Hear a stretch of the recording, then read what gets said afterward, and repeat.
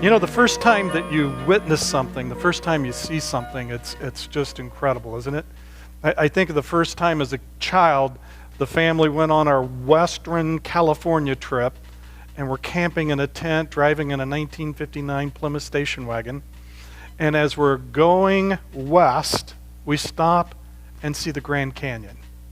And it's like, whoa. You know, and it's kind of like that for all the first times that you have an encounter, an experience. It's like, wow, this is amazing. What do you do with this? And in the Gospel of Mark, we see that the disciples, as the story of Jesus is being told, they're having one encounter after another. They're introduced to one aspect of Christ to the next aspect of Christ. We pick up in chapter 1, and it's like, wow. He goes into the synagogue, and there's a demon that starts crying out that he knows who he is, and Jesus commands him to be silent and come out of the guy. And so the first thing you see is deliverance. There's the casting out of an evil spirit. Wow. Later in chapter Mark, they go to Peter's house, and his mother-in-law is sick with a fever. And as Jesus is there, he ministers to her, takes her by the hand. The fever leaves. She starts waiting on everybody. And it's like, wow, he's got authority over fevers. Not just Advil, not just Tylenol. Jesus. It's like, whoa, okay. That's pretty amazing. So what happens next? The town, it's like all the townspeople come out who are sick and demonized, and many of them are healed and delivered. Whoa. And it just keeps going and going and going. There's a man who's paralyzed, gets let down from the roof, and there Jesus says your sins are forgiven, and we have all the dynamic with the religious folks on that. But the reality is he picks up his mat and he walks. And everybody's amazed. We get to chapter 3, and all of a sudden we've got a man with a withered hand. And it's the Sabbath. And it's like, you know, a lot of these things are happening on the Sabbath, because I think, as you'll hear repeated throughout the message today, that there's always a message in the miracle. There's always a message in the healing. And part of it is that Jesus is God. And he can work anytime he wants. And so he tells him to stretch forth his hand. His hand's healed. Everybody's excited, and the religious people are even more offended and trying to figure out how to kill Jesus, because he's messing up our rules on the Sabbath.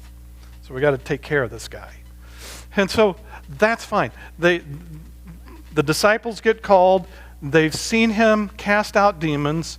They've seen him heal physical sicknesses, high fevers. He's seen him deal with leprosy in chapter 1. The leper gets cleansed. And as you go through all these things, it's like they should be getting a clue. Don't you think? It's kind of like, if you're walking with Jesus, do you expect business as usual each day? You know, it's just a regular day. This is Tuesday. What do we do on Tuesday? This is what we do on Tuesday. No, it's like every opportunity, the manifestation of his deity, of his connection with the Father, because he's only doing what he sees the Father doing, and he's only speaking what he hears the Father saying. And so now it's like Jesus is introducing something new, an aspect of his ministry, a dimension of his authority, the magnitude of his power everywhere we go. And it's like, whoa. So they're in the boat, and the big storm comes up. Jesus is with them. You think that'd be enough? But he's asleep. Jesus is sleeping in the boat. The professional sailors and fishermen are fearful for their life, and they wake him up. Don't you care that we're going to die? And now he reveals something more of his authority and his power. He speaks to the wind and to the waves, and he says, peace, be still, and boom, everything calms. And now they're really freaked out. 2 minutes before, they're freaked out because they think they're going to die. The next, they're totally freaked out because they're not going to die. What do you got to do to please these disciples? Jesus continues to blow the circuits of their understanding. They can't fathom the richness and the powerfulness of his presence and what it does to nature. And so that they witness that. Then he equips them and he sends them out, and they go out on their first missionary trip, their first ministry opportunity. And they come back and they're just amazed.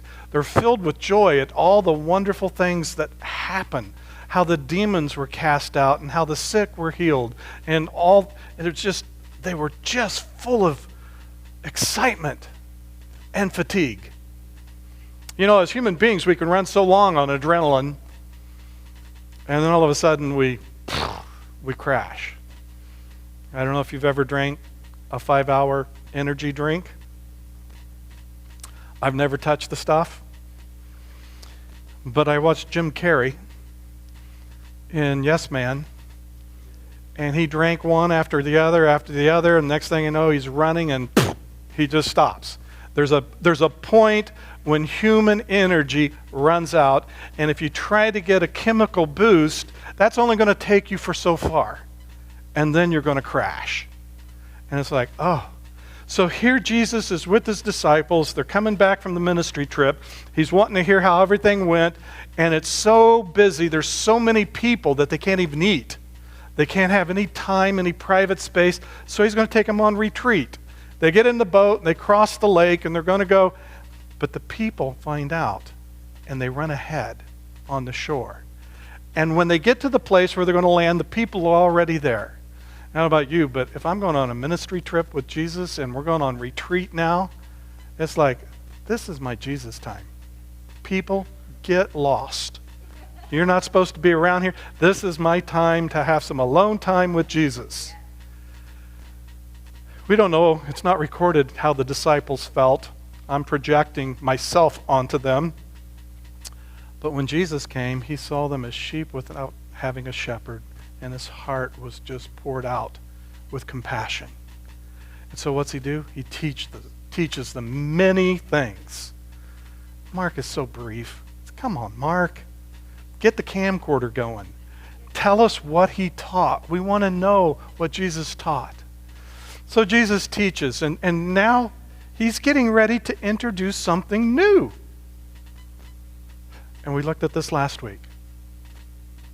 They said, it's late, Jesus. You got to send everybody away because they're hungry. They need to go into the towns and villages, run through McDonald's, Burger Doodle, whatever it is. They need to get some food. And Jesus says, you give them something to eat.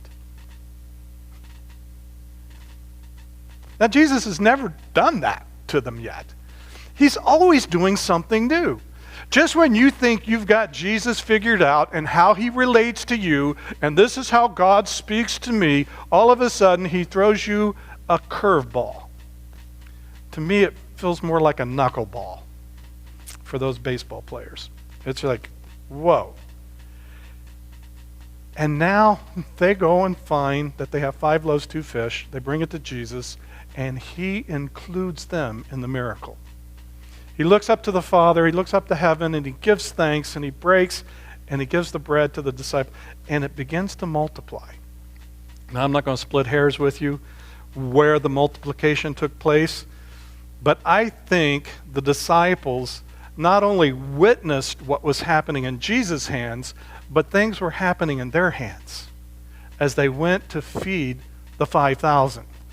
And so as they went and they gave, it's like, wow, we just returned from a ministry trip and we saw healing and we saw deliverance, and now we're here. We've never seen multiplication of food. We've never seen bread just manifest. Almost sounds like Moses in the wilderness, the manna from heaven. Once again, the bread of life is giving bread. and they're taking it, and he does the same with the fish. And everybody ate, 12 baskets full. Jesus says, okay, you guys go ahead and get in the boat. And that's where we pick it up today.